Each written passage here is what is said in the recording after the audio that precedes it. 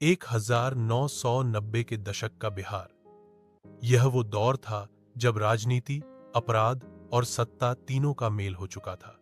गरीबों की आवाज दबा दी जाती थी, छात्रों की मांगों को अनसुना कर दिया जाता था, और जो सवाल उठाता उसकी आवाज हमेशा के लिए खामोश कर दी जाती। इसी दौर में एक नाम उभर कर सामने आया, चंद्रशेखर प्रसाद, जिन्हें सब प्यार से चंदू कहते थे। चंदू कौन थे? चंदू का जन्म बिहार के सिवान जिले में हुआ। गरीब परिवार से ताल्लुक रखते थे, लेकिन पढ़ाई में तेज थे। उन्होंने दिल्ली के जेएनयू, जवाहरलाल नेहरू विश्वविद्यालय से राजनीति विज्ञान की पढ़ाई की। वहीं वे छात्र राजनीति में सक्रिय हुए और आयसा आयसा नाम के छात्र संगठन से जुड़े। चंदू सिर्फ एक छात्र नेता नहीं थे, वे समाज के लिए लड़ने वाले सच्चे क्रांतिकारी थे। उनकी सोच साफ थी, गरीब का बेटा पढ़ेगा, किसानों की आवाज उठेगी और राजनीति में बदलाव लाना ही असली क्रांति होगी। बिहार वापसी और आंदोलन पढ़ाई खत्म करने के बाद उन्होंने आसान रास्ता नहीं चुना। दिल्ली में रहकर नौकरी पा सकते थे, लेकिन चंदू लौट आए बिहार के सीवान। यहां उन्होंने छात्रों, मजदूरों और किसानों के लिए आवाज उठानी शुरू की। जल्दी ही वे स्थानीय युवाओं और गरीब तबके के लिए उम्मीद की किरण बन गए। लेकिन सीवान उस समय एक और नाम के लिए बदनाम था, शहाबुद्दीन, बाहुबली नेता और सांसद। उनके खिलाफ आवाज उठाना मौत को न्योता देने जैसा था, और चंदू ने वही किया।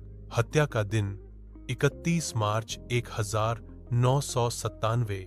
उस दिन चंद्रशेखर सीवान के जेपी विश्वविद्यालय में भाषण देने गए थे। उनका भाषण जोरदार था। उन्होंने साफ कहा, हम डरेंगे नहीं, लड़ेंगे और बदलाव लाकर रहेंगे। लेकिन शायद यह उनकी आखिरी लड़ाई थी। कार्यक्रम से लौटते समय सीवान की सड़कों पर अचानक बाइक सवार हमलावरों ने घेर लिया और फिर चली गोलियों की बौछार। चंदू और उनके साथी श्याम नारायण यादव वहीं ढेर हो गए। सिर्फ 34 साल की उम्र में चंदू की आवाज हमेशा के लिए खामोश कर दी गई। हत्या के पीछे आरोप चंद्रशेखर की हत्या के पीछे आरोप सीधे शहाबुद्दीन पर लगे। कहा गया कि चंदू की बढ़ती लोकप्रियता और उनकी आवाज बाहुबलियों और नेताओं को खटक रही थी। बाद में केस भी चला, पर सच्चाई ये है, कानून और राजनीति के बीच फंसी ये लड़ाई आज तक पूरी तरह सुलझ नहीं पाई।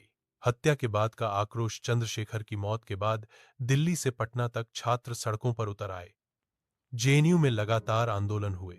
उनके साथी नारे लगाते, हम चंदू के सपनों को पूरा करेंगे। यह हत्या सिर्फ एक इंसान की नहीं थी, यह उस सोच की हत्या थी जो बदलाव लाना चाहती थी।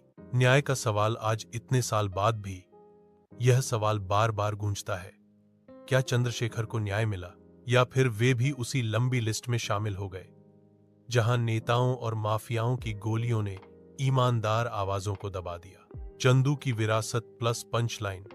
लेकिन एक बात साफ है, गोलियां चंदू के जिस्म को भेद गईं, मगर उनके विचार आज भी जिंदा हैं। क्योंकि क्रांति को मारा जा सकता है, पर उसकी सोच को कभी खत्म नहीं किया जा सकता। 22।